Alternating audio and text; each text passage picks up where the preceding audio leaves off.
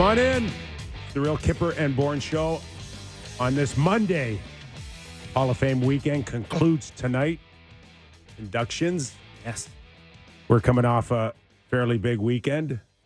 Nick Kypreos, Justin Bourne, Sammy McKee, Derek Brandeo, and Jen Rolnick with you for the next 2 hours. And we'll dive into the Leafs, absolutely.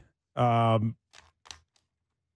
when you look at, first of all, when we left on Friday, we were looking at two very important games for the Toronto Maple Leafs. Oh, boy. And judging by what transpired over the weekend with the Edmonton Oilers, where they made a major decision, moving on from Jay Woodcroft, Chris Knobloch, now the head coach, and we'll get into that in our National Hour in greater detail. Crazy, man. But does it go back to Friday and maybe how important the two wins were to Sheldon Keefe? Oh, just really? Kind of calm the waters down. Like if they go 0-2 Friday, Saturday, and all of a sudden there's My God! Okay, 6-7-1. Oh, I'm telling you. 0-2, two losses against Calgary and Vancouver would have had the temperature so high on Sheldon You know what? Keefe. You're right about that. They just lost 6-3 to Ottawa on the Wednesday. If they had come out and really played like they did against Ottawa, Maybe it even could have been a big story. 1-4. Yeah. You know, Sammy and his lineup has the Maple Leafs having a perfect weekend against the Flames and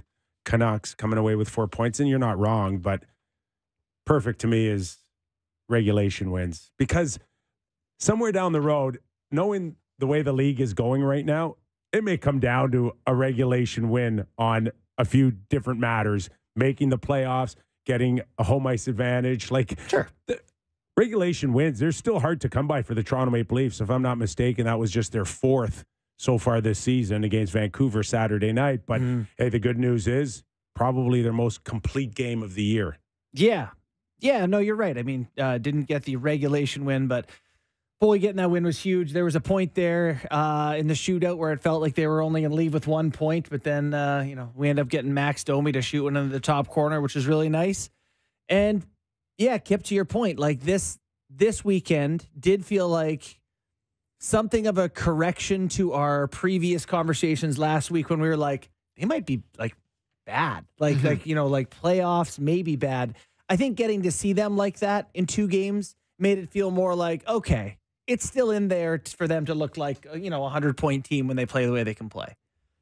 Your thoughts on the weekend in general? Because a shootout loss would have really, to my earlier point, put a lot of pressure on a Saturday night win for Vancouver. But did the Calgary game still have you feeling like, okay, they had a comfortable lead, they blew it, they almost lost it in the some shootout? bad bounces. I thought they played pretty well. Sorry, Sam. No, just the Leafs had a lot better weekend than my Argos did. Let's just say that. Oh, yeah, you went to that, huh? Yeah. Oh, did you go? Oh, yeah. I went. 27,000 people or something?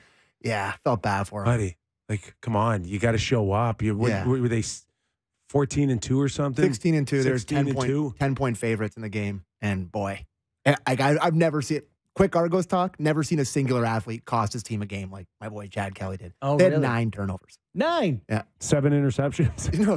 How many? 4 picks, a 4 fumble, picks. 2 pick sixes, and 3 turnovers on downs. Oh. Yeah, it was That's unbelievable. nightmare fuel. Unbelievable. Anyways, yeah, I think Leafs made you feel better then. they did. I really needed Saturday night after freezing my you-know-what's off in the crowd at BMO to go home and watch that Leafs game on Saturday night, which I loved. My favorite game of the season. I thought it was an excellent hockey game. Yeah. But yeah, that Friday night game, you're up 4-1 on a team that you don't think is very good. And you're thinking to yourself, hey, maybe this will be the game where they don't let in 4 goals on home ice. Maybe this will be the one. And they find a way to let in 4. It's tough bounce. Yeah, I know. But still. That's one game, if you dial it back to the stats, like high danger chances were 25-12 for the Leafs. Yeah. Like they were better, for them sure. up. But there's Yeah. 4 goals still went in the net, which is not aesthetically pleasing. Thought Joe Wall turned it around in overtime. He was great. Yeah, he finished off real strong. Yeah. It was good in the shootout. But yeah, it's for a lot of Leaf fans' mental well-being about this team, this was a very important weekend.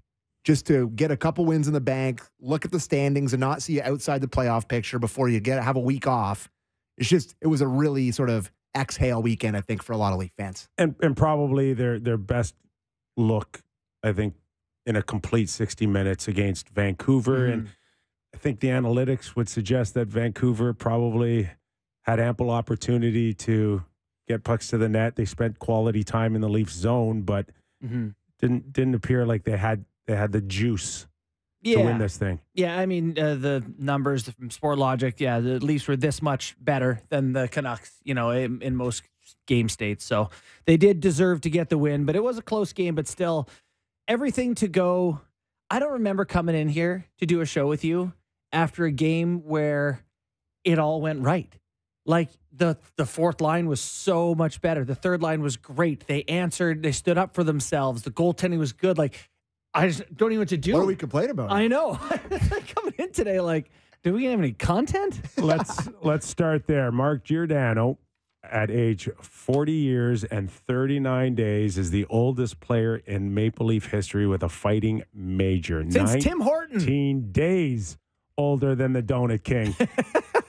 To me, that is such a badass stat. That is very cool. Also terrifying to know that someone my age could fight someone like Dakota Joshua. The most shot blocks in NHL history and the oldest guy in Leafs history with a fight, that's pretty good stats. Yeah. Plus, with the Norris trophies we can play. Yeah. I have two still feelings on watching Mark Giordano do it. The first one is like, thank you. Yeah. Right? Yeah. The second one is,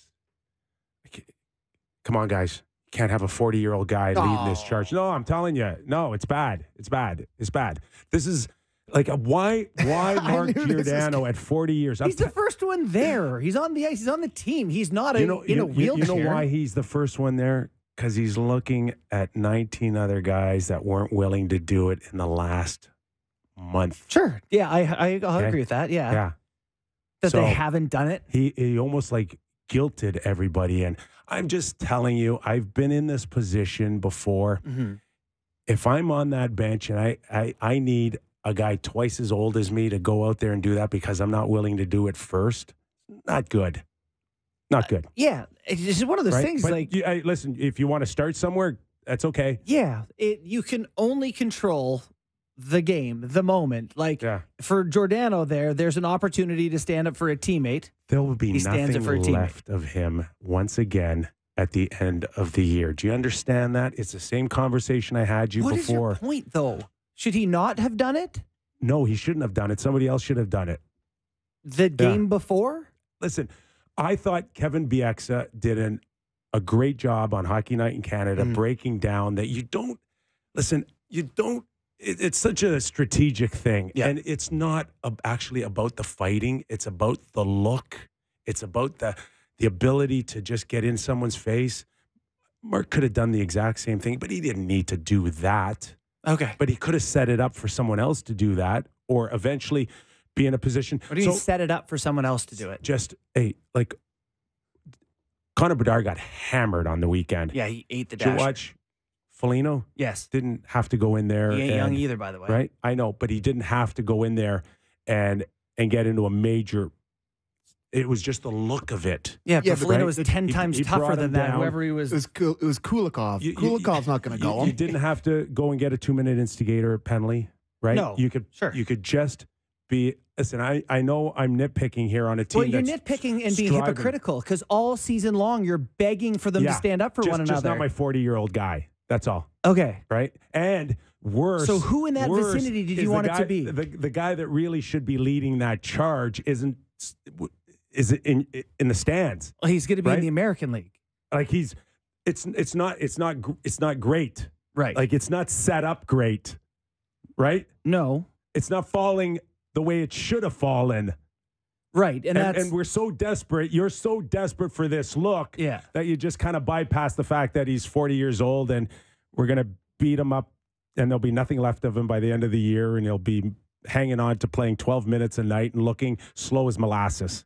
But that's all. But he should probably. That's just my whole point. But listen, he was probably going to be there anyway without this fight. Regardless of this fight, the amount he's already playing. Let me tell you something. Fighting could for sure could take a lot out of you. But he's not Ryan or not.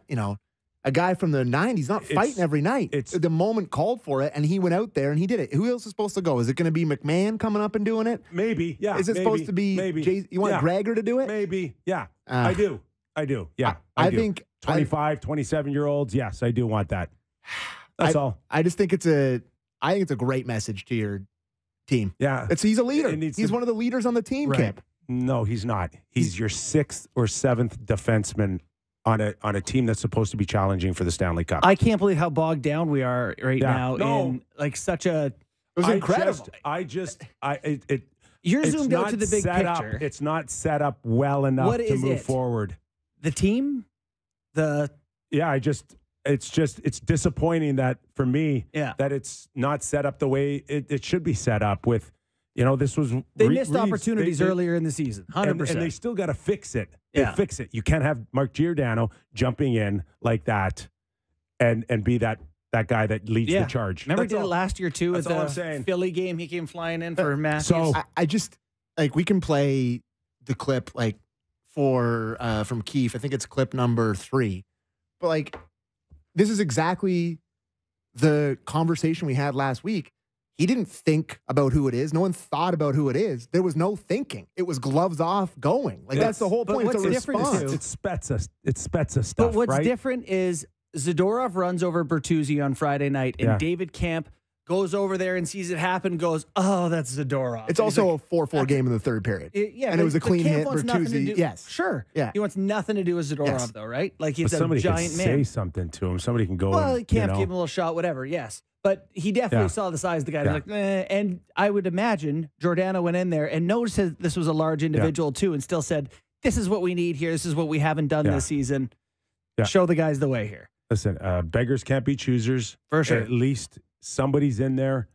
I get it. Yeah. But it just needs to be a little bit more strategic moving forward. To Kevin Bieksa's point, including not taking a 2-minute instigator penalty. Listen, I'm not saying those are good plays. You're not saying those are good plays, but I think if you're looking for this Leafs team to solve its problems, one of them has been a lack of standing up for one another. They made an effort for it, even if it's not done perfectly. I think you'll take the imperfect version. Okay, let's go to Sheldon Keefe, or we'll go to Mark Giordano on his fight Saturday night. Let's start there. Yeah, it's you get fired up out there sometimes. But yeah, you don't just want to be a guy who barks all the time. So tonight it was just one of those situations. So I think you see your teammate down on the ice, big hit, and that Joshua. I mean, he's a big boy. So I went over there and I was like, oh boy, here we go. So it was good, good to get into one. I haven't been into one in a while, so got me going too. Sometimes you need something like that to get yourself going. Couple shifts where you don't feel energy, and then I got it right into the game after that. Even though I sat for about an hour after that, I felt like I had energy all night after that. All right, Kyper, I couldn't have loved that moment more. I'm telling you, listen, you're starving. I know, but you raining on my parade hurts my feelings. I loved it. You're starving. It's Jason Spezza emotion. It's not the same as Spezza. Why? Because Spezza, it's different with Spezza because he's never done anything like that in his life. Gio has always been a fierce competitor. He's always been a guy that has jumped in, and we've seen him do it with the Leafs. You've seen him doing it in years past with other teams. He's a gritty competitor. Guy just cares. Spezza was a soft guy that never looked at anybody. We might need that 3, 4, or 5 more times then this year. No, I think everyone can follow his lead now and say that, okay, whoever it is you're referring to prior to this. Okay. So I hope Gio guilted them into saying, that may be what you know it was. What? I really shouldn't be doing this at age 40. Right. And I think that's the case if you're someone like Bobby McMahon or you're someone. Can I add, though, that he didn't just do it. He beat the crap out of a guy that was way bigger than him. He landed more punches. He scores. Does Joshua not fight? He scores I would say he got the decision. Yeah. Hey, maybe do it a few more times then. Hey, Sammy. I don't think he has to.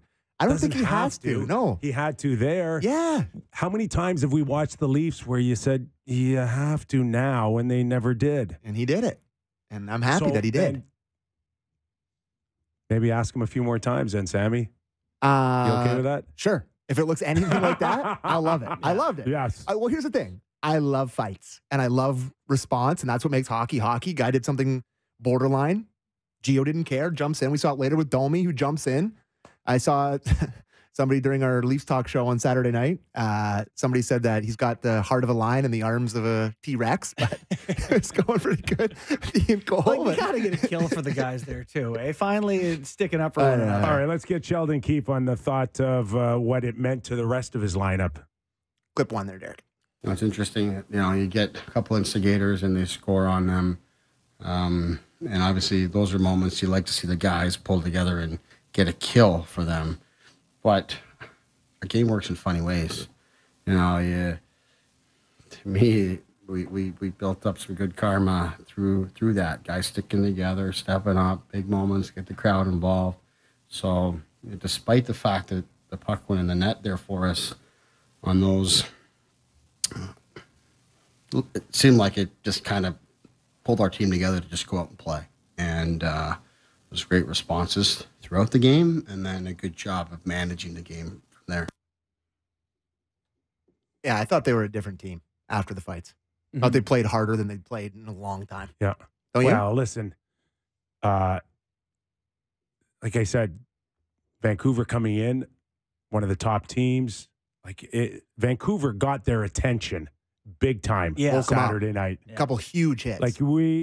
Vancouver had the ability Saturday night to come in and pour gasoline on a small fire here. For sure. And I think there is a lot of tension between the Canucks and Toronto in general. Like the fan bases, the East-West thing, there's some real... Great, it is great actually observation. That didn't take long, did it?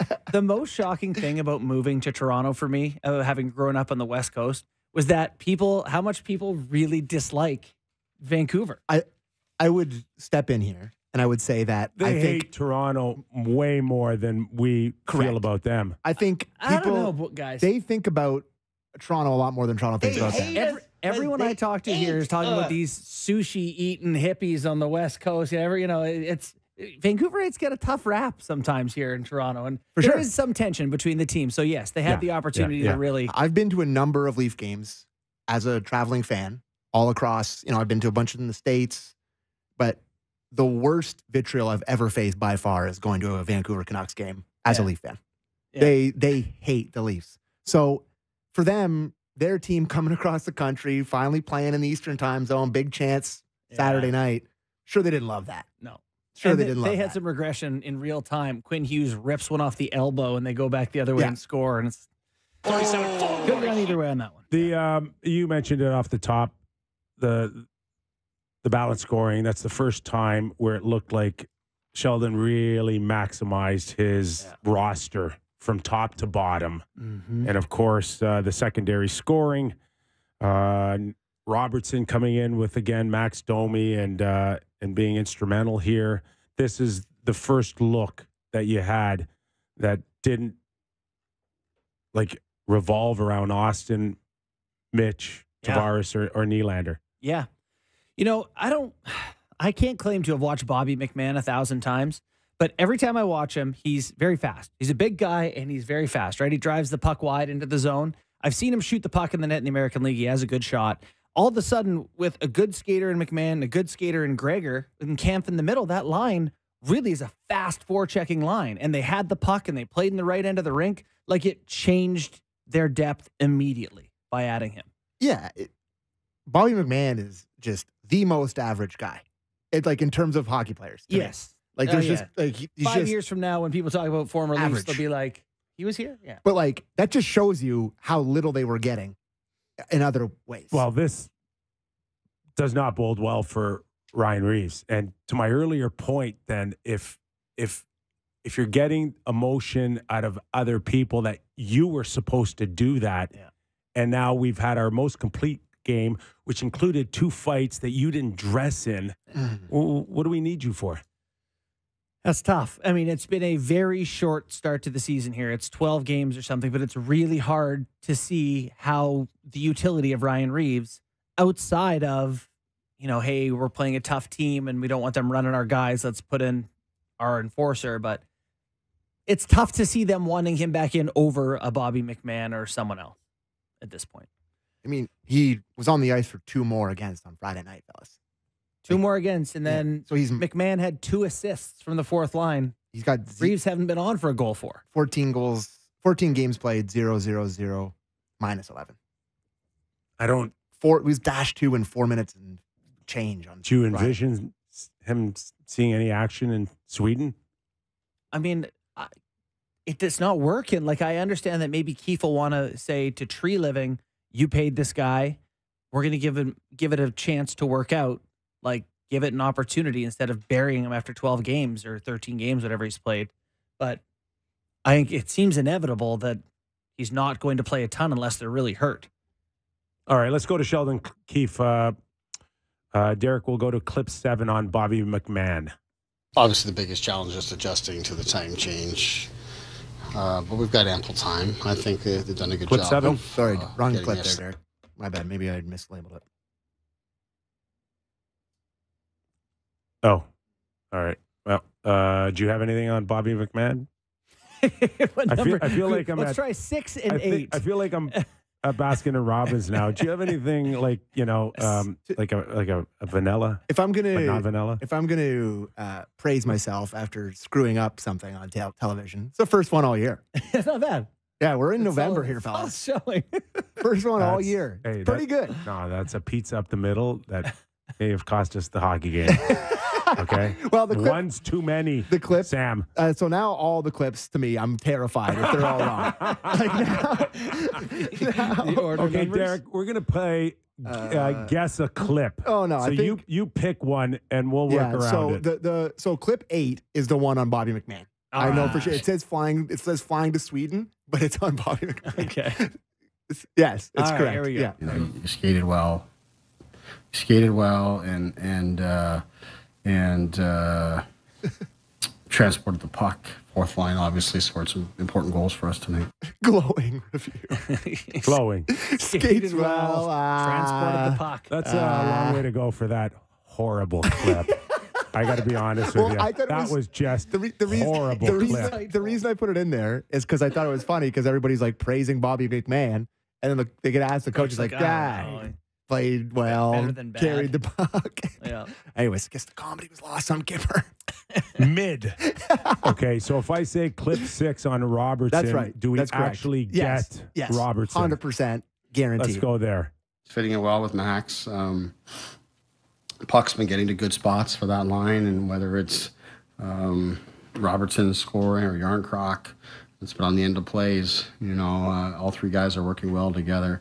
Certainly, Robbie to me looks like he's in the right place.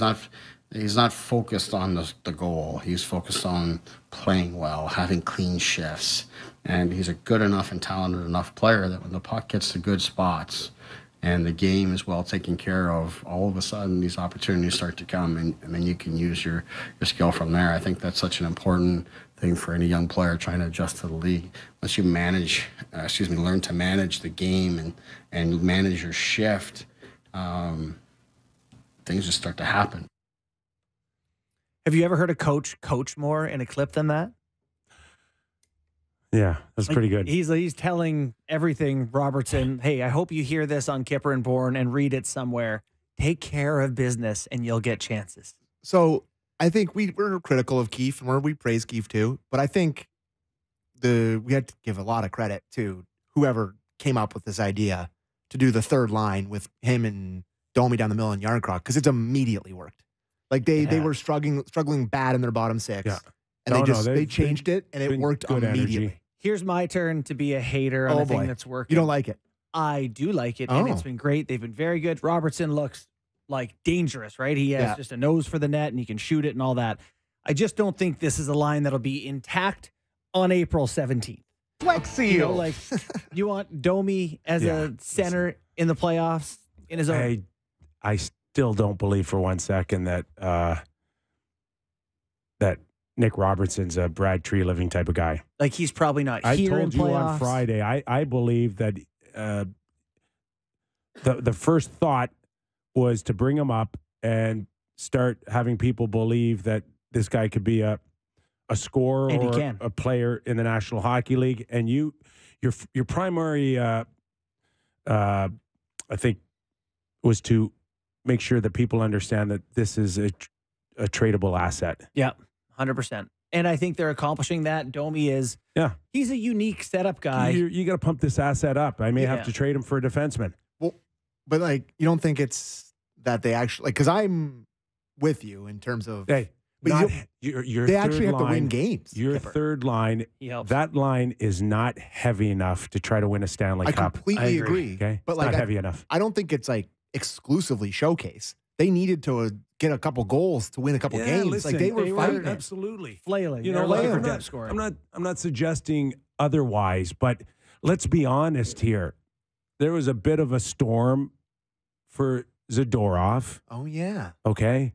Everybody's screaming that the Leafs need Zadorov. I think Jeff Merrick or somebody mentioned somebody in 32 Thoughts that.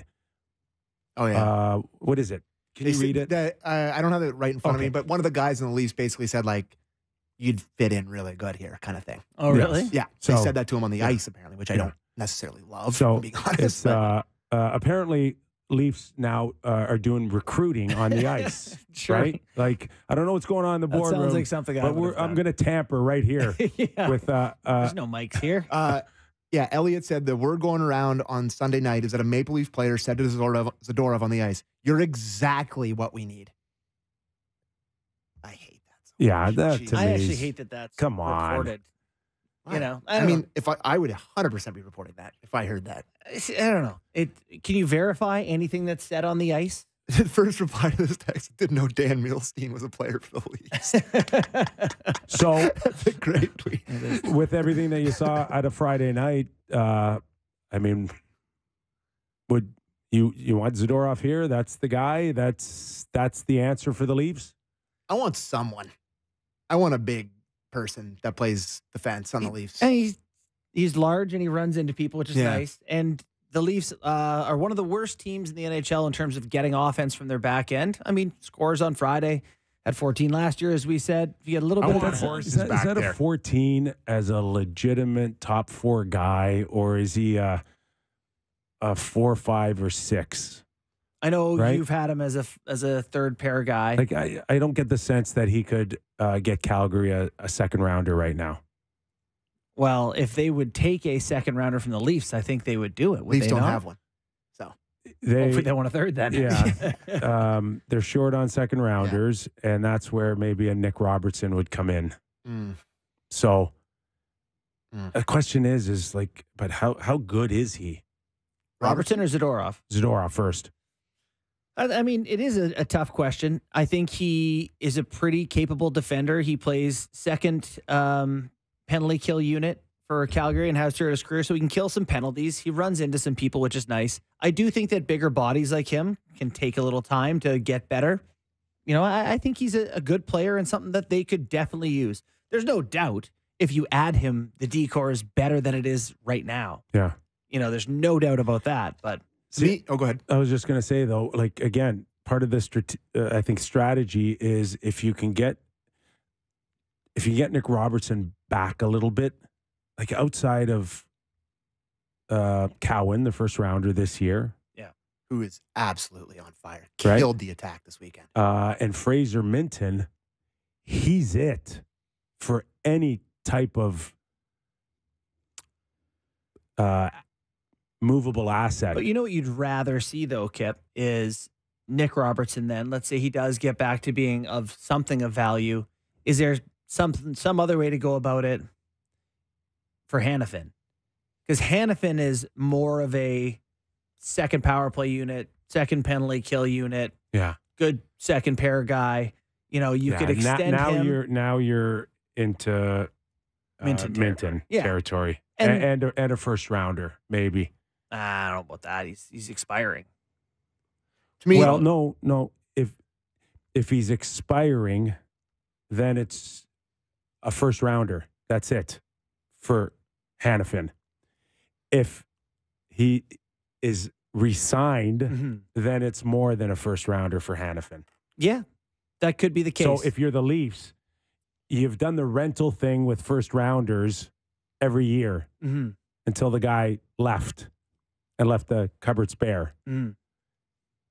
The only way you bring Hanifin here is if you get him on a long short-term deal. So what do you want to see them do? Well, they need that type of top 4 guy. Mm-hmm.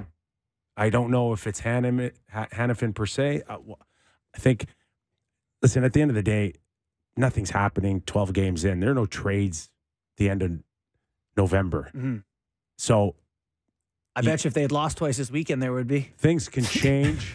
For sure. Things can still change. I look at a team like Nashville, Yeah. and I'm like, what are you guys doing with Ryan McDonough? Now, McDonough is not what McDonough used to be in Tampa Bay, but hey, for 1 year. Is he expiring? I don't know what he has left. Where's he on the depth chart for you? That's just a defenseman that I think that may not be available now, but may be available later. Nashville is starting to look like the carcass you may pick over. They're going to be sellers. Yeah. So, I don't know if that means Yossi as the captain, probably not, but Saros not having a great start, he still has a ton of value. If they decide that they want to be out on this year, Saros has 2 more years after this. Thanks, Brandon. Yeah, and it would be inexpensive. And 6.75. right, and you want to bring Hannafin in, you got to move money out. Mm-hmm. Then you're attaching. There's no First and Minton. But see, now it's First, Minton, Klingberg. You'd have to eat Klingberg's contract. But then again, if I'm taking Klingberg off of your hands to help you then fit I'll make it a this first in, with Minton. then you got to drive the price up. And this is where the Leafs are in a bit of a pickle here. Mm-hmm. The other interesting one from Calgary is Tanev. That's the one to me. That's the best fit. Yeah. He's right shot guy, more of a stay-at-home guy, the exact type of guy that Morgan Riley's always had success with. He's played well with, like when Quinn Hughes until this year had his best years playing with him. To him, that's the best fit. He's expiring and too. He's at 4, isn't he? 4-5. Yeah, 4-5, which means you have to take Klingberg back. Yeah. So it's a tough ask. That's a really tough ask. He was better on Saturday. Me, though, but if Calgary's mailing it in, to me, Minton is a real chip. He made the NHL at 19. He's a 2-way, big body, improving rapidly. If I'm Calgary and you say, all right, your season's over anyway, we'll swap money on Klingberg and Tanev, you can start to put the bases of a deal together if you did a bigger player. I don't disagree that is a legitimate one that can get you some immediate help. Hey, mate, now that we're talking Nashville, maybe they can get Ryan O'Reilly and Luke Shen. What do you guys think? No, Ryan doesn't like it here. All right. He doesn't want to be recognized. That came up. Anywhere else you want to go? We derailed on the... Well, listen, at the end of the day, it's just starting all this talk about where the help's going to come in. And they're one of, half a dozen teams that are in cap hell but need help on the blue line. Don't think Vancouver and Edmonton, they're in a dogfight here with the Leafs for D. All these assets. Yeah. So the Leafs, are they in cap hell or they're just close to the cap? They don't have bad contracts really on their books. Yeah, it's just that it has to be money out. This money in. This year they're tapped out, but there's other teams that are in cap hell. I don't think the Leafs are necessarily there. They're in cap hell. No. Every team, Minnesota. Every good team is to win every now, good team. to add to your roster you gotta, now. You got to send something out. You got to send something out, Sam. Yeah, I know. And judging next year, if you still want to think you're going to get a crack at Nylander, whatever the cap goes up is minimal still next year, and you may have to add $4 million to Nylander's salary next year. The things that help, though, if you're looking to add D $4 or million? extend someone is Brody's $5 million is expiring this year, right? So he's off the books. Klingberg's gone, so now you're up to $9 million, 9.1 or whatever with those two. Yeah, Bertuzzi, Domi. Yeah, they're all expiring. But you got to fill them back up. You do. For sure. Okay, and what are you going to do? Trade all that money and bring in more $750,000 players like Ryan Reeves? Well, no, you can spend that money. Or $1 million? What's he at, $1 million? Noah Hannafin and pay him $7 million. Or you can bring it, if you add an asset that's a quality player, you can keep it. But, yeah, as always, you're looking for fringe guys, but Kip, the entire league's looking for fringe guys. This is what sucks so bad about the league. Every good team, all you talk about is them maybe adding some crappy player at the bottom of the lineup to fill it out because they can't pay their good guys too much. Like, it's just cap's got to go up. Like these, It will everybody, in 2 years, I think. Everybody's choking. There's no room for anything. No, it's an issue, and it's why we won't see any trades anytime soon still, because this stuff needs to get sorted out. There's teams on the cusp. Nashville is an excellent example where like you can't sell now in Nashville. People will disappear on you for 70 games. Oh, you think that's part of it, is just staying relevant for the market? Yeah. Yeah, for sure. Did you want to talk about the goalies before we hit the break? All right. Another decent bounce back for Samsonov, correct? Yeah. You good with it? Yeah, like where are you at after the weekend on their goaltending? The same as it was before the weekend. Let's listen to Keefe on it. Okay, we'll go to Keefe and we'll come out of it. Yeah. Clip two. We're not sure. Yeah, I thought he was solid. Gives up a couple there in the first period, and then that can get in your head, but he didn't allow it to. And I also thought the guys took really good care of him. Once again, we at 5-on-5 we gave up very little tonight. So we've been talking about trending in a good direction. It seems like almost every game we're setting a new standard for our play defensively. So I'm really happy with where we've been there. I think that's about 4 games now at 5-on-5. Like, we're right up there with the top teams in the league defensively in terms of what we've given up.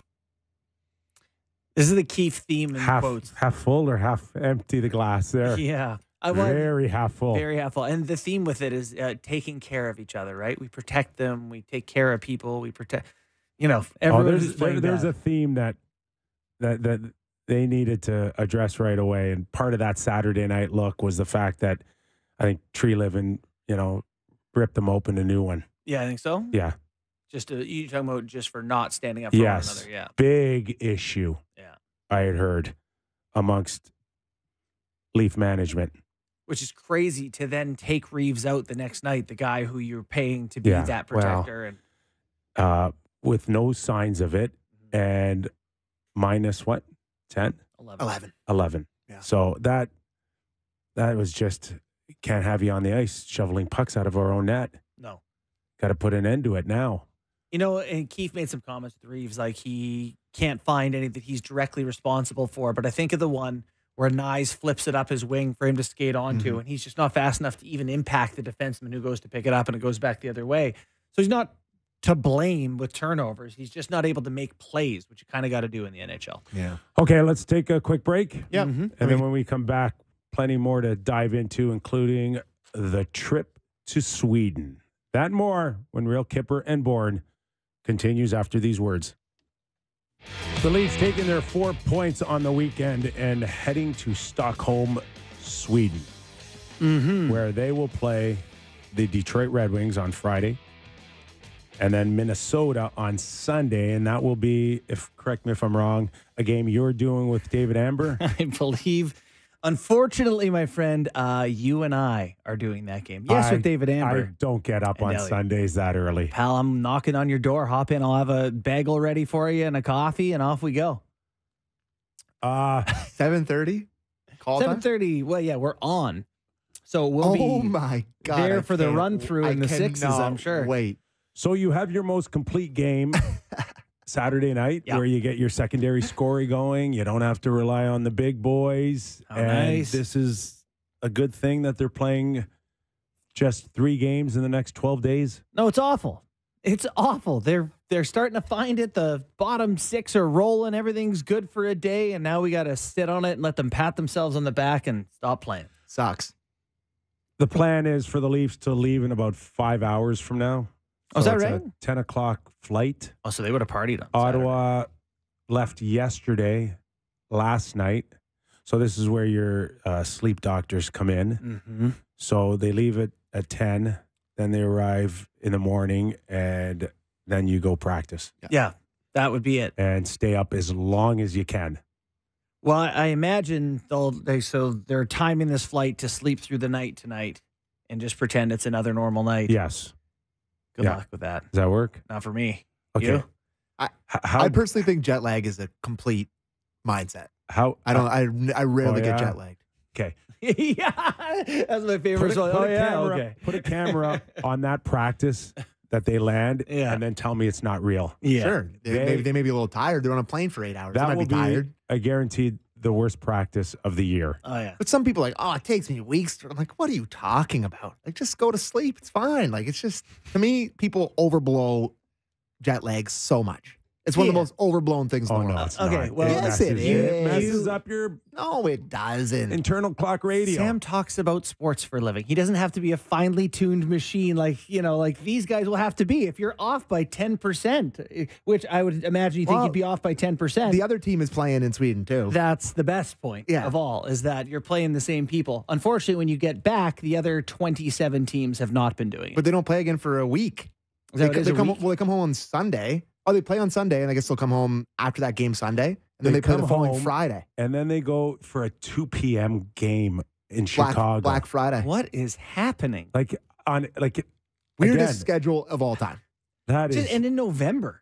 that's a strange one. Yeah, Black You're Friday. supposed to be like in the clip of the season here. This is the normal time. It's not preseason, early in the year. It's not Christmas. It's not deadline. So, I hate it. Okay, before I even ask, it.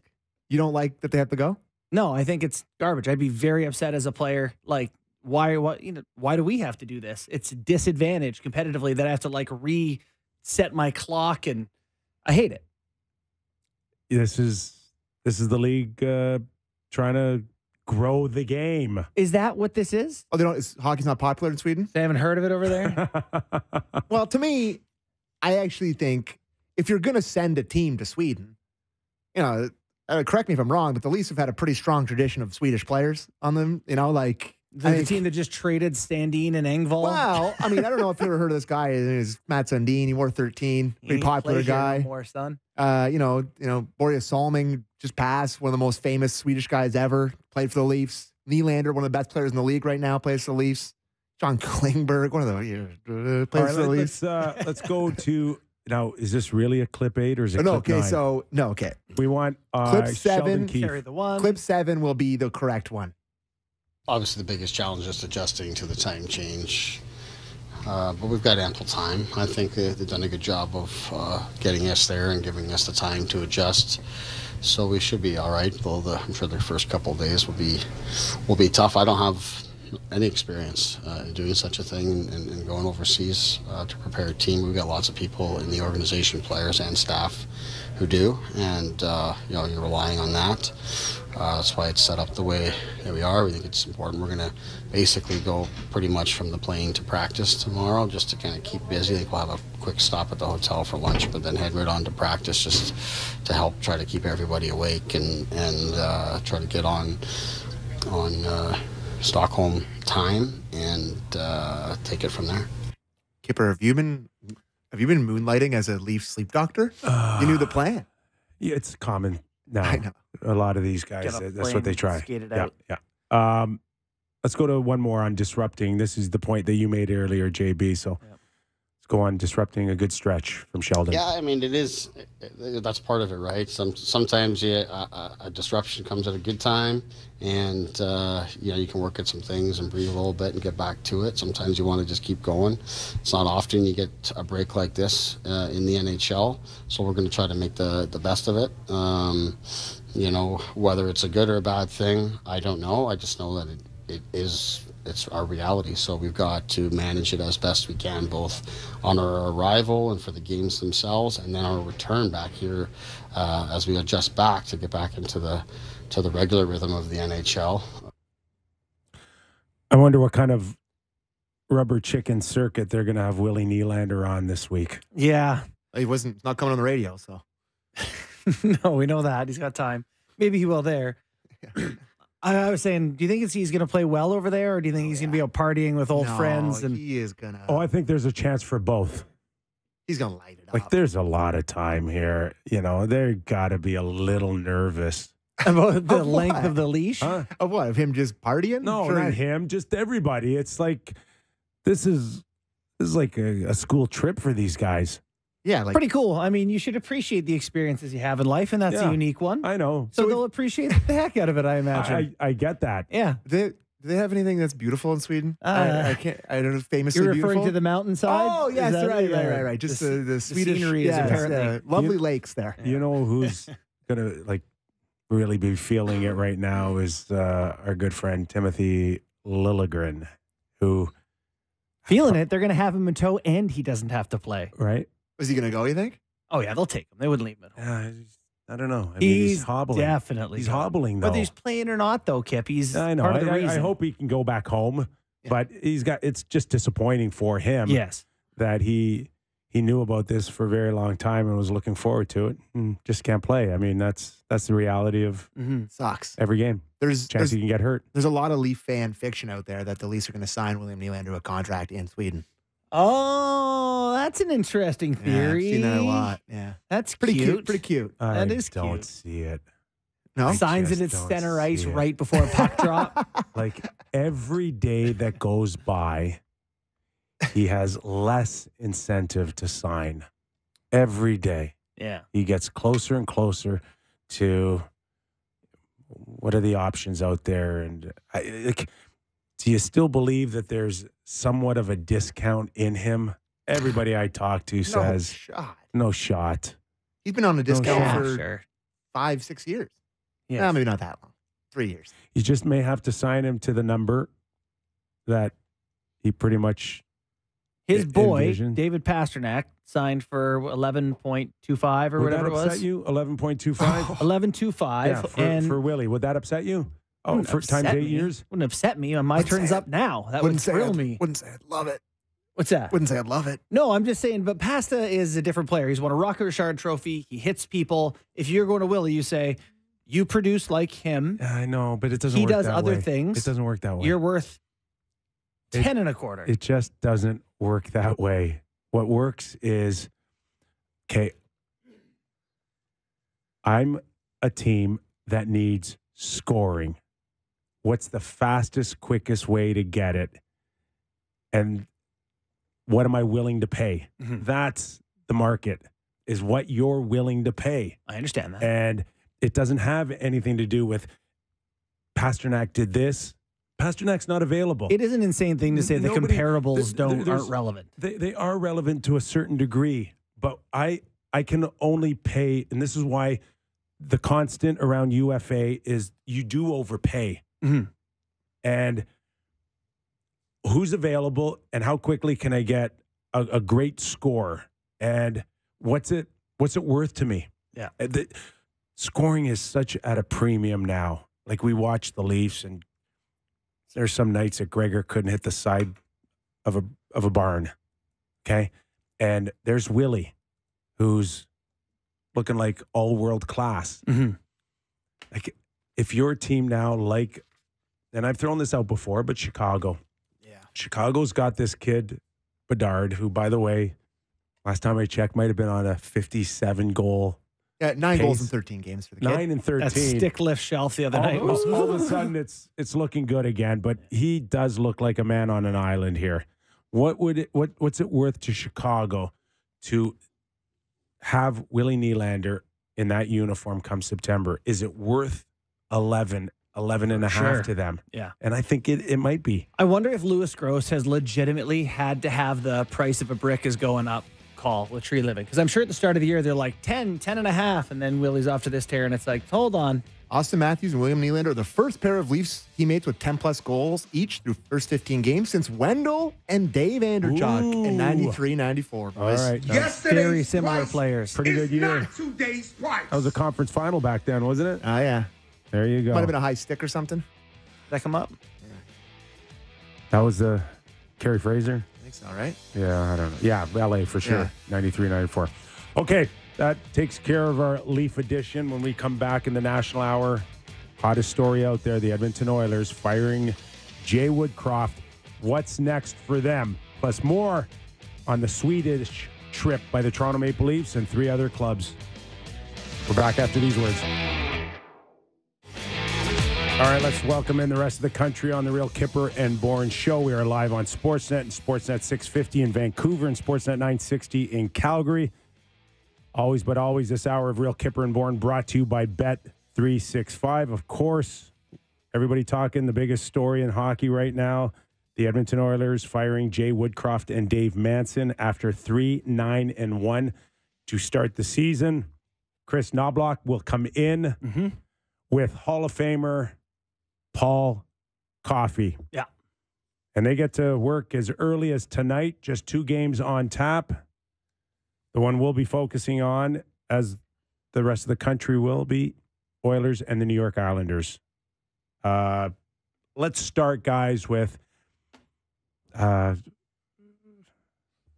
after a convincing 4-1 win Saturday night in Seattle, and we all woke up much like, I guess, Connor McDavid did, apparently. To a text message telling us what happened? Well, I would say that the Kraken look much worse than the Sharks did. So yeah, fair observation. Maybe the Sharks are actually the Kraken. I don't know. But, I'll just put my 2 cents in quick, which is I really felt like this was unnecessary.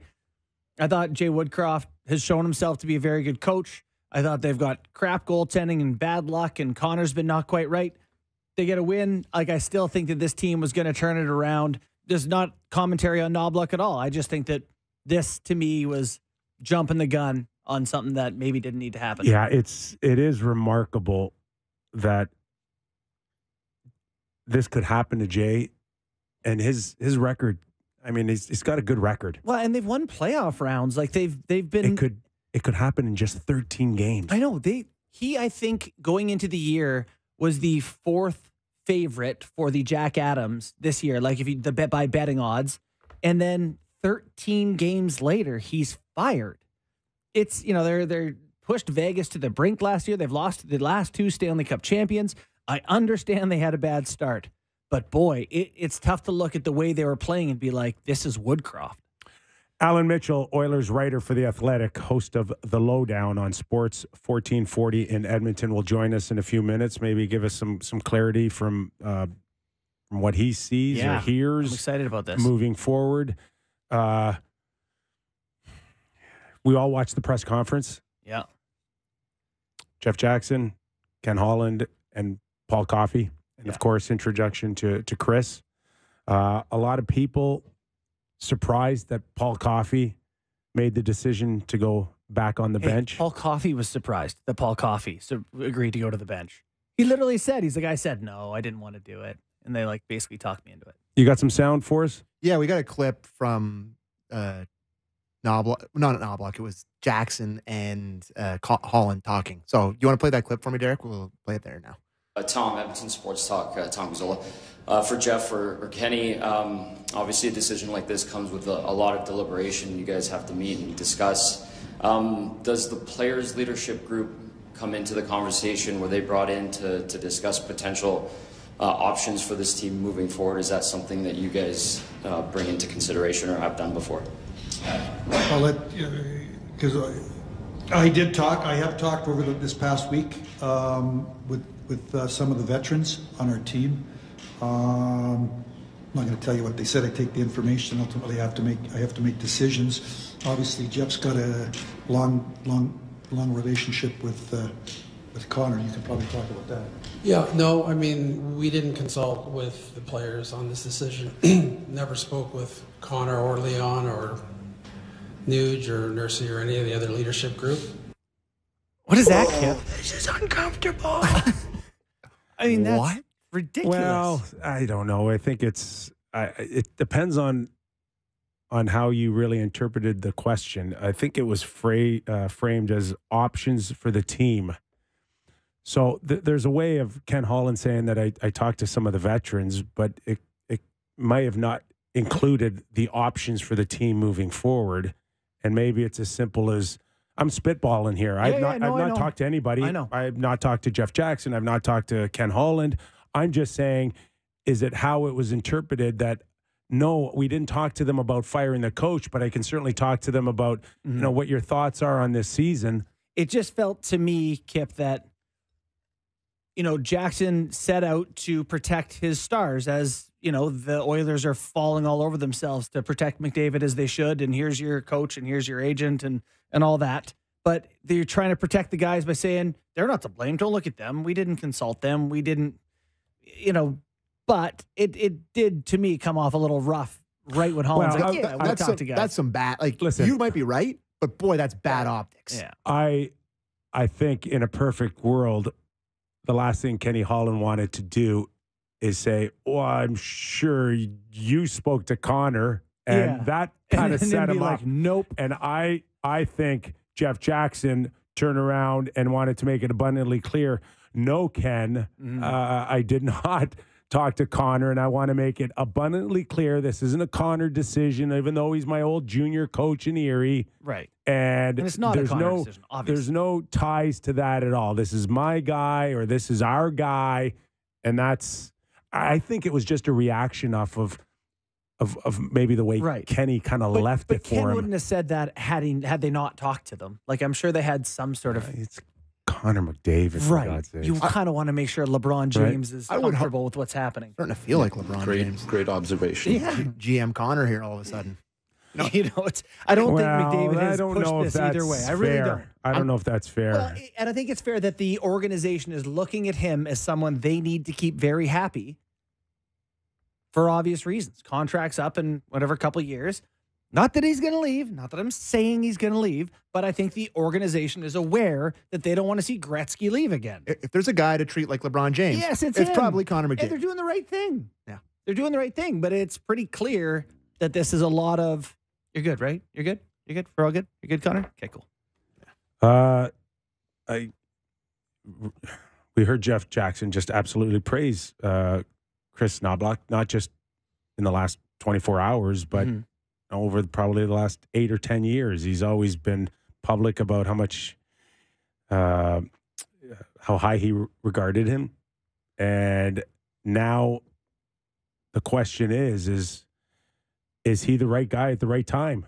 You go from Jay Woodcroft, who is considered a younger, progressive, forward-moving communicator, to the same type of guy. Yeah. No. Well, and you didn't have to rush to hire him. Like, I don't think he was getting hired by anyone else anytime soon. You could have seen it through a little bit, but this guy's going to know a lot more than I do. Let's bring him in. All right, let's bring in Allan Mitchell, Oilers writer for The Athletic, host of The Lowdown. Thanks for joining us, Allan. And in the last 24, 48 hours, what are your initial thoughts on where you're maybe thinking this is heading in a short-term or long-term situation? Well, I think what you guys just said is true. They got one communicator to replace another communicator. This all happened because Jay Woodcroft got goalied. The Oilers cannot stop pucks. The defense has been not great. It will improve just because randomness and regression occur. But it was at the start of the season that made it very difficult to overcome. The Oilers are in a huge hole, and Woodcroft paid the price. I think, Knoblauch's reputation is very good. He's not proven. He's very similar to the way Woodcroft would arrive in February of 2022. But, I think it's unfortunate. I think Woodcroft is a really good coach, but I also believe that this might be the shot in the arm this team needs, along with better health for McDavid and Ekholm. And if they can get, like Skinner he wasn't busy, but he had a decent night the other night. If they can get better goaltending, I think they can get right back into it. The Pacific Division is gone, but the wild card is possible. But man, they got to pick it up right now. How do you make sense of maybe how this decision was made? Ken Holland is the GM. Jeff Jackson going to, has a lot of sway now. Is this a Jackson decision? Is Holland even the GM now, feeling like Jackson is sort of calling the shots, or where are you at on the leadership of the Oilers? I think it was a key thing. I think we saw it at the press conference where Ken Holland said he talked to the players, kind of felt them out a little bit, and then Jeff Jackson said, no, we made this decision without the players' consultation. And I think what it tells you is that Jeff Jackson is, in fact, acting as the general manager of the Edmonton Oilers in this particular case. And I think Ken Holland is, he knows everybody in the league, and he might be calling, but I think the final decision has gone to Jackson, and I think the changing of the guard might have happened during that press conference. So, Alan, if we talk about a Chris Knobloch coming in now, are we talking about a guy that just needs to work on X's and O's and get better goaltending? Is that the answer? If he needs to rattle the cage a little bit, does he even have it in him to do that? I'm not sure. I mean, I've talked to people who know him in Hartford, and they're very high on him. He's good at developing talent. I think that's one of the keys that Oiler fans should look for. More minutes for Dylan Holloway. Hopefully they call up Broberg.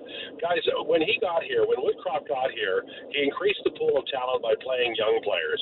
The Oilers have a lot of guys who are marginal NHL players right now who are veterans, and they're depth players. They've got a number one line, a number two line, a number four line, and an AHL line. They need to improve, and you improve by playing your young players like Dylan Holloway, and Jay Woodcroft got away from that. And I think that what Knobloch needs to do is to play the young players ahead of veterans who are fourth line depth guys. And do you see that, if they hadn't made this move, do you think that the results would have been much different than what we can expect to see? Like, you do think that Knobloch is going to be significantly different for this group? I think what's going to happen is regression, and you guys both know about that. But there's a randomness, and it's hard to describe. But Connor McDavid, he hasn't played poorly. Without the puck, he's been playing pretty well. But this is one of the, if not the poorest stretch I've ever seen him. And I know he's coming off an injury, and I know the puck is jumping on him. But they've just had crappy luck, and I think that will turn, and maybe it did the other night.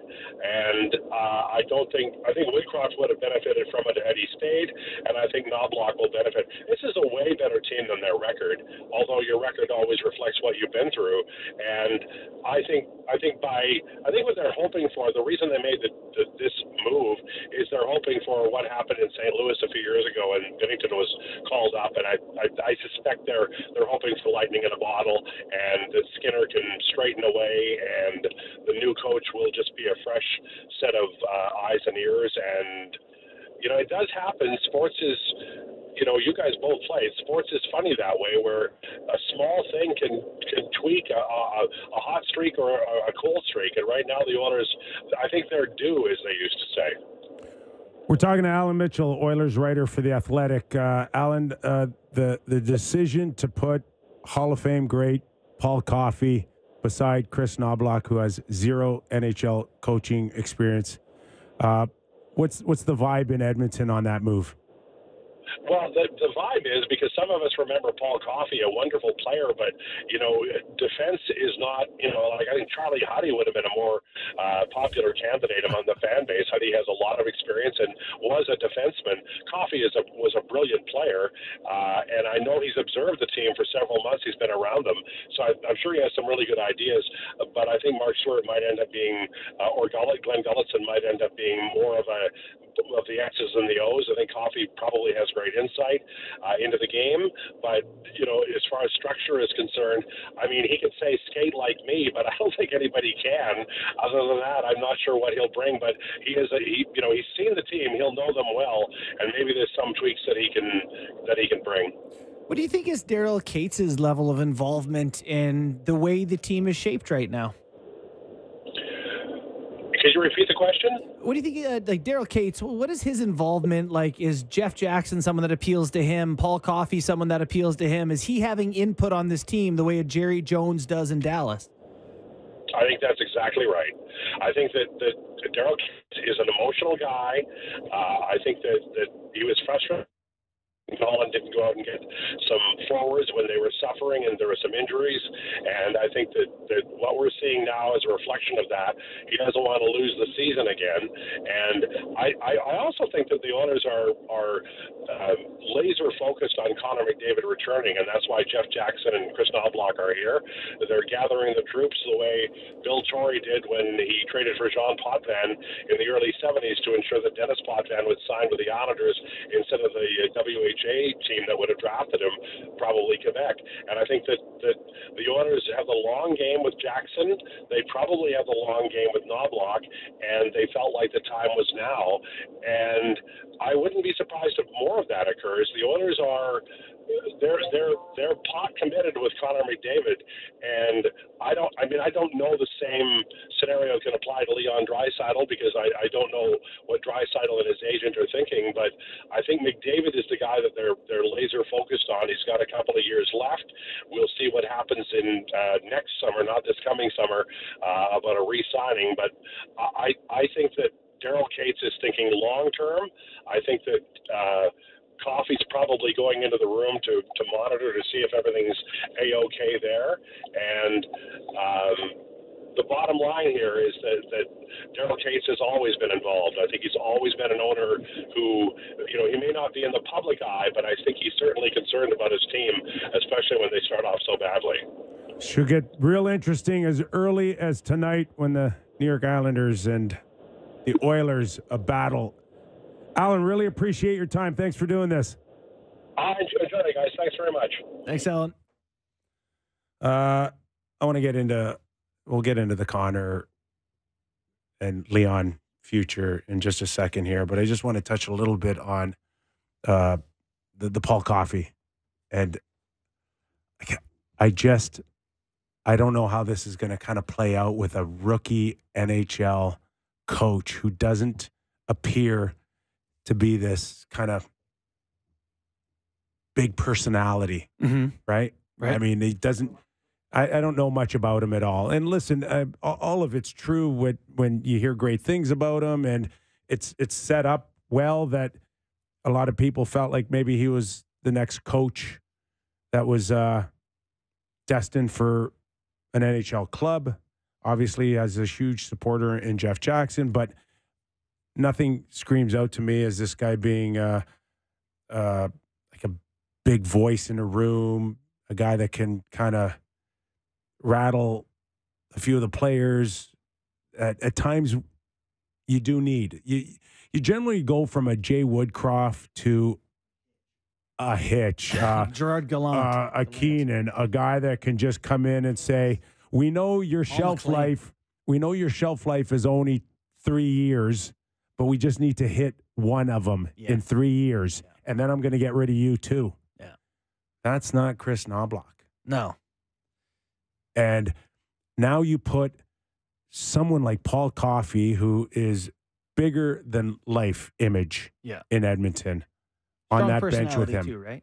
Yeah. And listen, I know Paul. I know him, and I know him enough to tell you that this move isn't ego-driven. It's not. He's not money. He doesn't need notoriety. He's doing it because he feels like he can. It can help the Edmonton Oilers win. That's the only reason why he's there. But I just don't know how that normal dynamic between a head coach and the pecking order that we usually know about as an assistant coach falls in for this. Like he's not your normal average assistant coach moving forward. You don't get to say, "Hey, I asked you for that power play before the meeting here today, and if it's not finished, I need it done, let's go." You can't lean on Paul in that way. It's Paul Coffey. Hey, Coff, we needed that. Can you? Hey, Coff, where do you think you're going? Yeah. Okay, I know it's 1:30 in the morning, but that video's not done yet. Yeah. Hey, and by the way, tomorrow before practice, I need you out there with those guys to work on, XYZ. I don't know how that's going to work out. Doesn't it feel a little bit like Kate sending like his guy down there?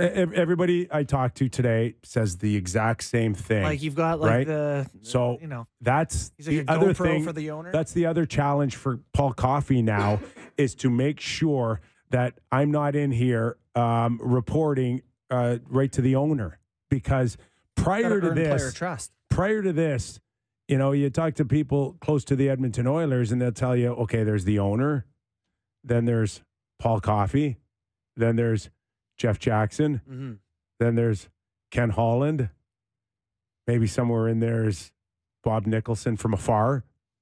Oh, right, he's still involved. Is he? No, not really. No. Not really. I think it's kind of quiet now there with Bob.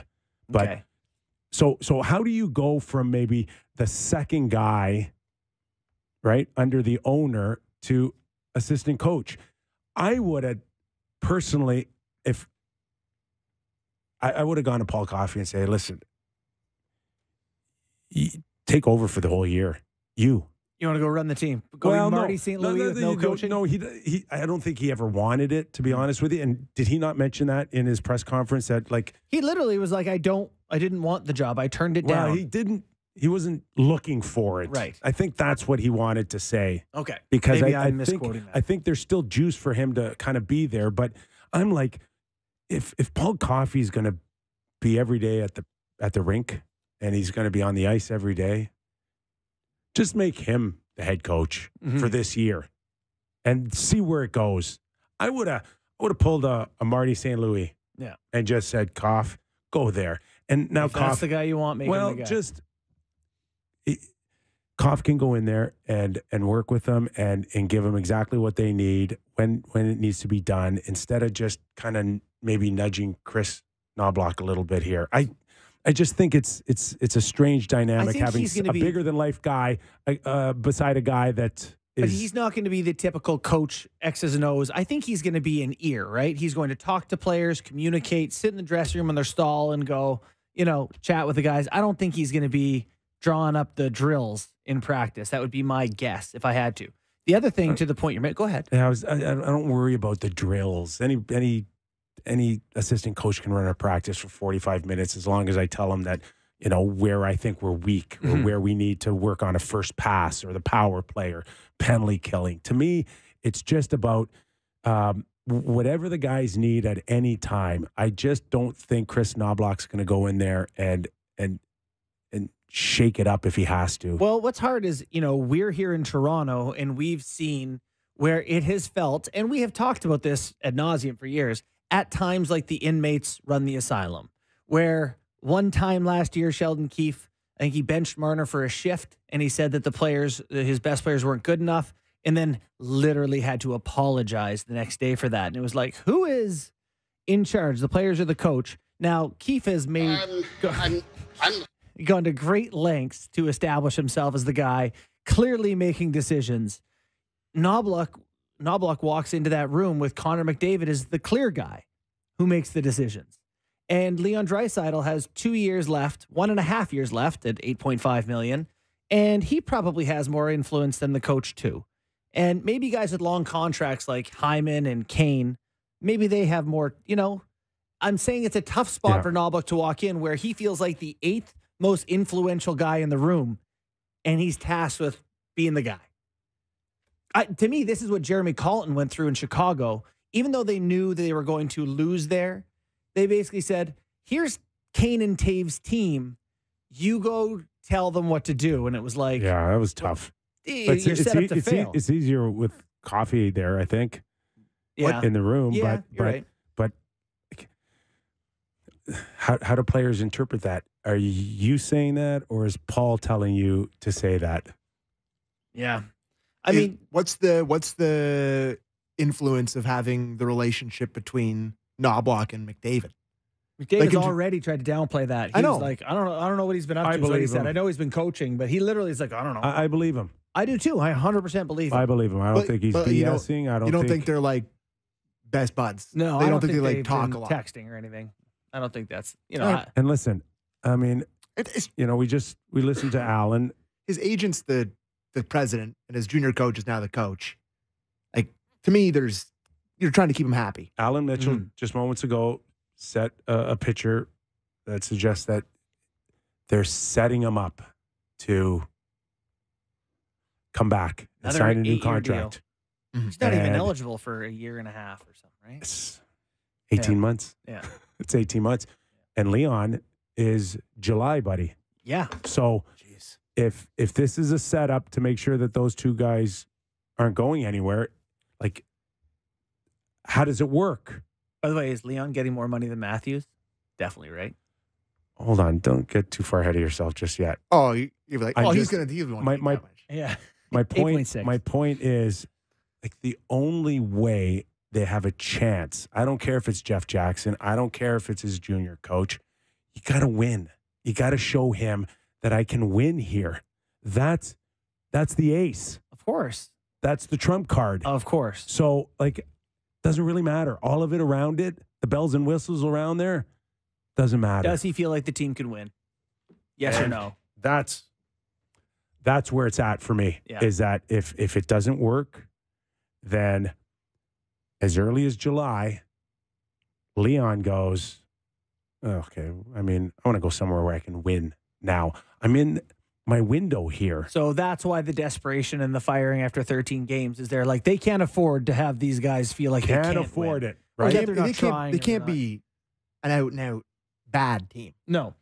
Or else they're going to lose these guys. You know, to give Holland some credit, if you believe it's the coaching a little bit, good for them for not waiting and saying then. Oh, they have no choice. They had no choice, I guess. I mean, at the end of the day, you did have a choice that you could snap out of this, but they weren't willing to take that chance per se. But you think they asked Connor? I don't think about they firing him? Yeah. I think they've had conversations on what do you think of the system and what's working and what's not working and what's frustrating you. As far as, hey, Connor, we're going to fire this guy after this game, and we're going to bring in this guy. What do you think? That never happened. No, but I do believe that for sure it'd have been like, I think you nailed it, Kip. You have those conversations like, well, what's happening here? You know, you're inside the room, you're on the ice, what's happening? What are we missing? You know, and so if Connor says a couple things like, I don't know, this new system's not working. I got to Or be if he better, says, right? As soon as I'm better, we just got to make a good first pass. We just need this. We just need that. But if one of those things, Kip, is we took 3 too many penalties in one game, you know, like we can't defend in our D zone. Or we're terrible at line changes. Right, Why are we getting if caught? any of those things implicate the coach, and not that Connor would have done it to talk about Woodcroft, but like if those answers are that way, if you're the GM, you're like, well, maybe that is part of it. And come July, if Leon Draisaitl's pulling a Willie Nylander and there's no deal, no contract, that ain't helping McDavid. That ain't helping McDavid. If that guy walks, what is Connor staying for? I do think that this turns around for them. Like watching that team, it's still there to me, and I've stuck with that this season.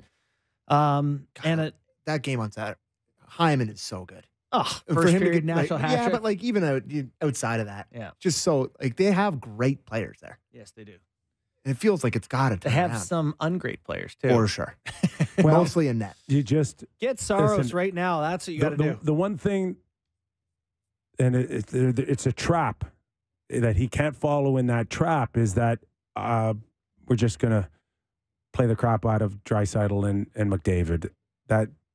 That's not the way it works. It's not basketball. What you might want to do is give McDavid a night or two off. Do you see that one of the first quotes that Knobloch had was like, there's too much pressure in these guys. Way too much. And I've had that conversation with you guys. And with Toronto and Edmonton in particular, they're spent. They're a dozen games in. There's 70 more games to go. Those guys feel like they've been through the ringer. A war. And like Nuge is underachieving statistically. Like they can get more from a lot of guys.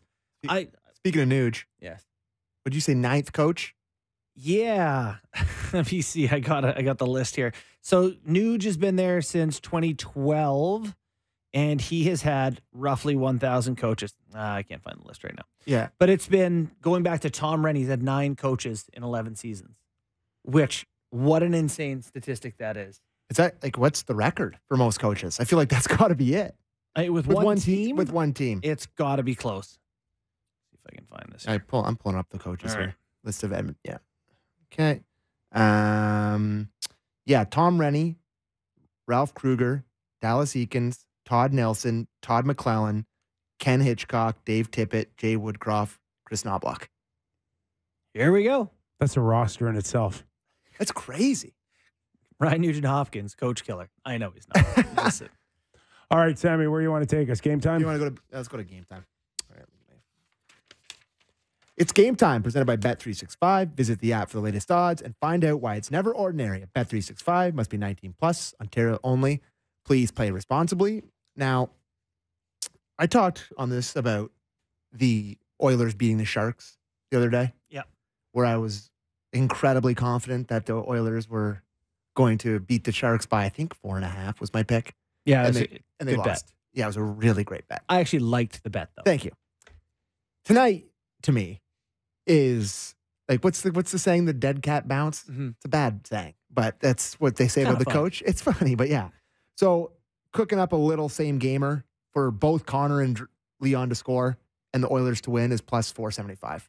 Okay. To me tonight, it just feels like if they don't win this one on home ice after their first really good win of the season against the Squids, against a struggling Islanders team, tonight's got to be the night. Can I ask you where your New York Islanders are right now? And is Lou feeling it right now? Boo Lamoriello. Yeah. So to tell you where I think they are, I have placed 2 units on the Edmonton Oilers to win in regulation tonight. I don't know, Kip. I just feel like the idea of Lou's, we'll just get a bunch of old, reliable pros who do it the right way, is great. But they keep getting older, and they were old to begin with, and suddenly got no one who can shoot the puck in the net, and it's just an old team. So it's tough for me to see, them being great. They have enough players that you think it's a fringe playoff team, but this Islanders team, to me, needs dynamic players as much as anyone in the league. It's Horvat and Barzal, and then, I don't know, Engvall. Who are you going to get goals from?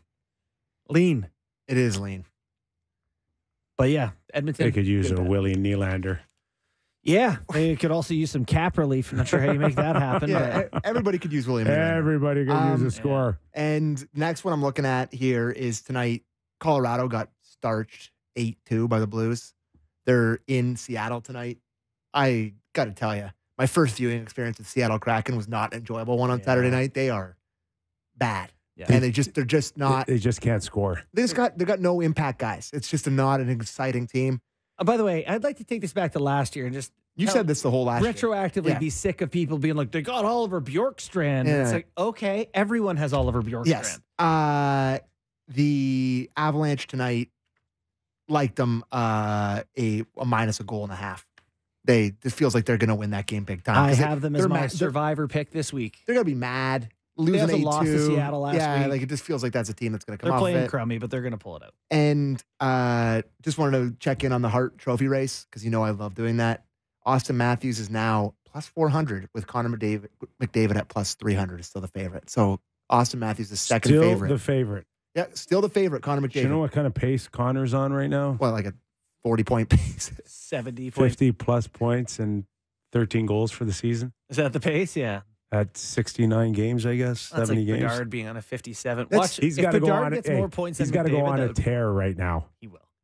It's really weird. It's just I don't think there's ever been a time that guy's put on skates and his numbers have looked this bad. Yeah. Find it for me. You know what's funny is looking back at some guys' careers. Mini sticks in the maternity ward. Maybe. But do you remember Alex Ovechkin scored? He won 2 Rocket Richards.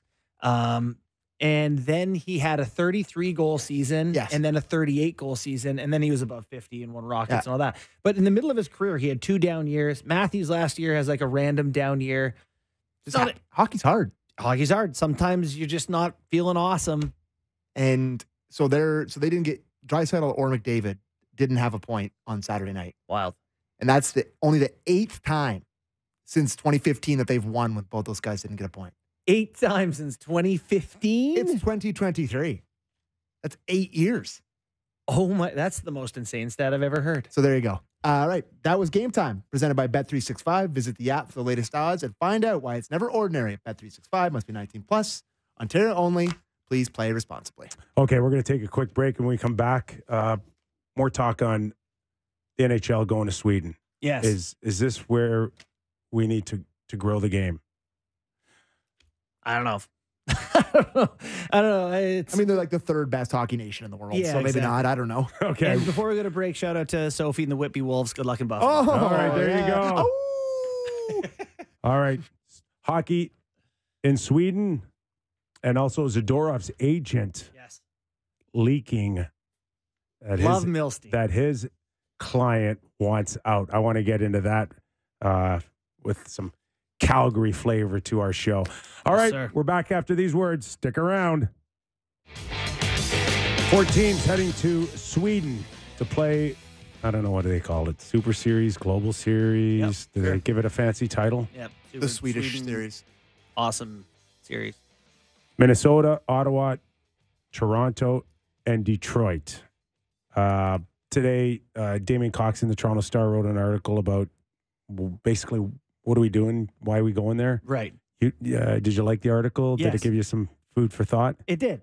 To be honest, like many fans, I was like, okay, they're going to Sweden, whatever. And then, it took a second to think about it and was like, why is this happening? What is I'm for glowing the game globally. Send the Coyotes. Well, there's Sure. Send the How about you Blue send no Jays. one in November to Sweden? the bottom line is Gary and the league, they don't do anything unless there's money involved. Like, they're making money. Who's paying them here? It's not just the gate, obviously. No, what happens is you have to a promoter takes this on and guarantees the league a certain amount of money, and then the league can, I think, sprinkle a cherry on top, whipped cream with a title sponsor, and they can start selling advertising. Like, there is reason to go. I think the Beyond money? There's money. It's not great money. It's okay money, but it's not great. It's not NFL playing in London every year money. Frankfurt. Right? See that dome? Yeah. It's amazing. They've got, between Sweden and Finland, there's got about 100 players in the league. So it is a hockey hotbed for as small as the country is. It's meaningful. So there is money involved. You're not going to ever buy out a Toronto Maple Leaf or New York Ranger game because they can't afford to give you probably $3 million, but they can buy out Detroit's home game at about $1.5 million. So they're not getting rich off of it, but it's an easy score for the NHL. The problem isn't going there. It's not having a real plan on how many times you want to go or a bigger picture. The inconsistency is the biggest problem that the league continues to have until they make this major announcement for international hockey. Well, and if I'm a player and I play in the National Hockey League and you sign me to a contract to play for X amount of years, that doesn't, it's relevant to me that in the middle of the season, this team is going to go overseas and now I got to get out of my rhythm in the middle of the year where the other 27 teams don't have to do this. So why am I getting messed with? This could affect my game negatively. Yeah, I know. And that's an issue with your Players Association. They negotiated this. They're involved in this because it's hockey-related revenue. So they're not going without the blessing of the NHLPA, which has to have the blessing of the players. So I guess they're in it. The only question is I would imagine that I would hope that the PA would have been able to negotiate a deal where they're not involved on the costs of putting this thing up, right? For sure. That the hotel's paid for our flights. It's not coming out of our 50% of the revenue is my point. Yeah. Okay. So I think other than that, it should be it's great. It's a big ask. It is a big ask. It's great for Sweden to have this there. I'm sure, they have a lot of players in the league and that's wonderful, but it does feel like, okay, well then make it a part of the preseason like Australia. Make it, if we ever want to do a tournament or whatever, something greater, that's fine. This, to your point about it being sort of arbitrary, it feels very arbitrary where you take a team that finally won a couple of hockey games in the Leafs and start to get rolling. Now it's like, okay, we're going to take a week off, fly to Sweden, do a press tour. This feels very disruptive to me. The Olympics, too disruptive to our schedule, but this we can do. I don't know. I don't like it. Yeah, it's, I've had some friends text me about how much they hate it, and I wasn't really hating it that much, but what you just said right there pissed me off. The Olympics? Yeah. About how they whined about how it's like they disrupt and they're upset they don't make any money off of it. And the second they're making money, they'll disrupt the hell out of the season. Oh, yeah. That's never been it. got used as a bargaining chip to restructure a few things during the pandemic. And the Olympics. league wanted this. Oh, the Olympics. The players. Yeah. The players. Yeah. And, so far, nothing yet. What's going on there? I don't believe anything's imminent, but that they're still them going negotiating, to but everything's pointing in a direction that when they make a major announcement for it, you're going to hear stuff probably in the next 6-8 years. Oh, like long-term. That you'll have a understanding, and everything will be built around a World Cup as well. This isn't just the Olympics. This would be a World Cup that would So a stretch 2-year every 2 years, I plan. think, and a World Cup where, hey, some games, like, it won't be. Toronto will never host a World Cup ever again. Really? No. It'll be international, you think? It would be spread around North America. There could be possible games in Europe as well. Well, that's fine. Have the tournament there. That's cool. I don't know what you know about the NBA's in-season tournament, but the games that they're already playing count towards it. And then the best teams in the round robin play 2 separate games. And the players can win, I think, $500,000 each. So the thing I didn't know is that their tournament games count against their regular season schedule. Yeah. Which I didn't know. I thought it was Which just I like a total outside But thing. the 2 finals, are the semi are and bonus the final, games, are bonus games which that are they're in paid for. Vegas. So Yeah. are you seeing something with the National Hockey League? To me, it's not disruptive of the schedule that much. You see other sports have it. There's this added thing where the players can play for something else. It's just another thing to compete for to keep the regular season lively. I don't hate it. I don't know. I'm a big soccer fan, and they've been doing this in soccer for 100 years. Like, there's 4 different trophies you can win in English soccer. FA Cup, 3. FA Cup, the Premier League, the Carabao Cup. Like, there's all different things that you can win. I like it. It incentivizes other teams. Like, there's something to play for if you're crappy. Would you ever see a league in your world where there's an NHL team in Sweden? So I would love to say that I love Sweden, and if there were a team that were like permanently there, yeah, at least it's there for everyone, right? It's part of everyone's schedule. You go there and play 5 games or whatever, and great, let's do it. I'm fine with that. I think I it's don't way like the more- random one-off for a couple teams I think it's way more possible for an NFL team than because you go play one game. Yes. Like, I think it's, they travel over here. You'd schedule it so that they'd be here for 3 weeks. They'd play and then they'd go back. To me, it's much more like, as a team that's playing 3 times a week, maybe sometimes 4 times a week. To me, having a team in Europe seems insane. Well, tough schedule to be on that team. Yes. Like, I'm in Oh North my America God, yeah. most of the time. I just- hotels. I'd be used to the jet lag. Just don't know. Like, we're used to like $200 tickets, $300 tickets every game, 41 games. Mhm. Like, I don't know. I don't No know. appetite there for that. I don't know. Are you getting standing room at the Scotiabank Arena for those prices? $200. Holy hell. No. Good ticket. Keep going. I mean, depends 400, depends who they're playing. 600. Depends who they're playing. And I don't know what they're charging over there for these games, but I got to think Can't be cheap. 200 euros has to be. Like, I know don't- my cousin lives in Australia, and he went to the games So there. what kind of tickets would they charge for their premier Swedish league? Like, is that a $100 Not the ticket? foggiest. I just know Australia was like $800 a ticket or something. Like, it was No, wild for expensive. NHL. I But I'm understand, talking I about understand, their Division 1. Wouldn't have a clue. wouldn't- Not the first. I just idea. don't know if I'm trying to pull it up. if there's feverishly money here. in Sweden to support anything other than a one-off. Yeah. Okay, 2 teams I cannot pronounce playing on Thursday. 16 tickets remaining. Two tickets. $79 each for these tickets. Euros or bucks? Bucks. Pretty cheap. Yeah. Jack it up times 3 and The off you go. Lakers. The Lakers are playing. That. Yeah. So that. I don't Different know. market, maybe. Yeah, I don't know. I don't listen. Just a different market. I clicked StubHub. It's the first thing that popped up. This could be like 3rd division. I have no idea. No, they're legit. I rushed into this. Okay, a story that I mentioned earlier. Calgary Flames, we know their situation on the blue line. They've got a few unrestricted free agents. Zadorov's agent, Dan Milstein, leaked out that he's asked a trade for his client, Zadorov. Russian Alan Walsh. I love it. He's just The out there on Russian Twitter Allan letting you Walsh. know. And I don't know about that strategy to handpick a leak in Toronto. And correct me if I'm wrong, but he hashtagged it Leaf Forever, or he linked Zadorov to the Leafs. He did.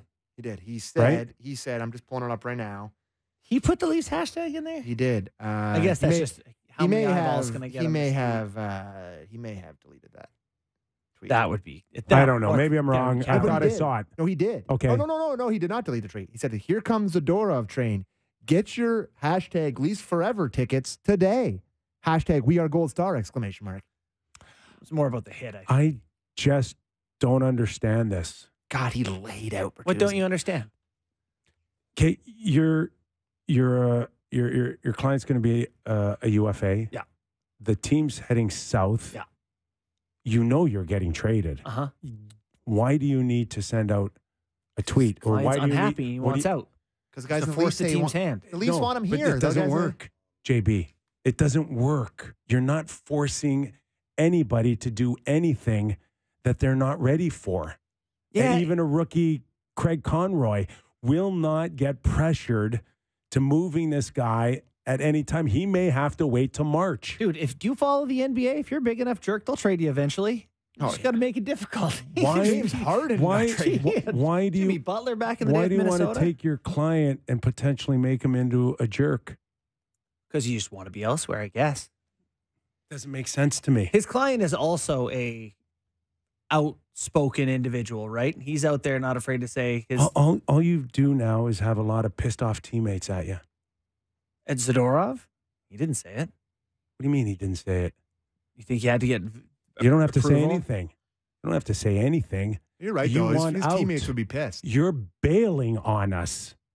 Where do you think you're going? It gets a little heated here, and you just ask for a trade. That's the way it works. You may have to play another 40 games. Yeah. Why do you want to have your teammates look at you going, okay, all right, that's the way it's going to be? You know, I think he seems comfortable with being uncomfortable. And you're right, though. I see your point that it's not ideal unless you think it rushes the trade. I mean, hey. They were in Toronto. He smoked Tyler Bertuzzi.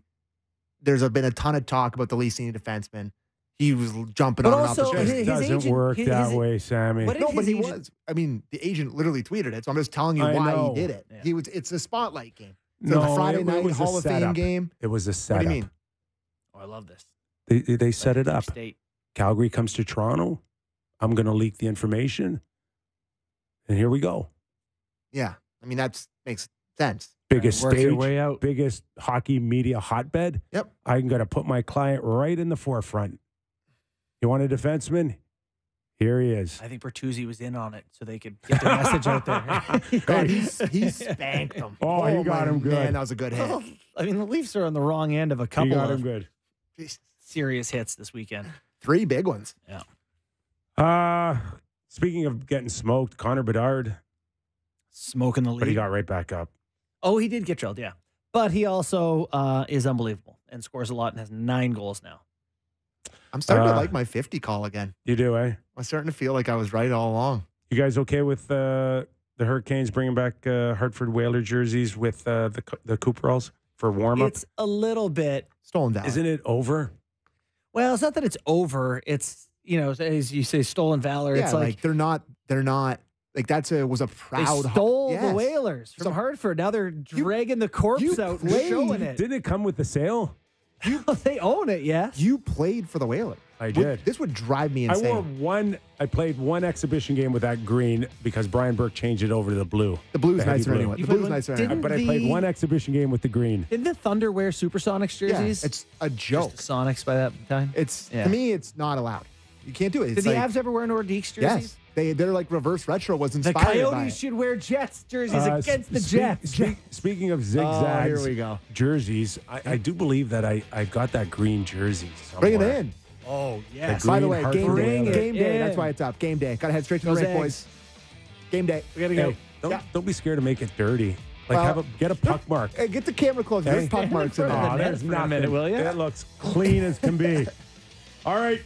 Just like that, our thanks to Allan Mitchell from The Athletic covering the Oilers. Enjoy the 2 games tonight. Hall of Fame. We're back tomorrow.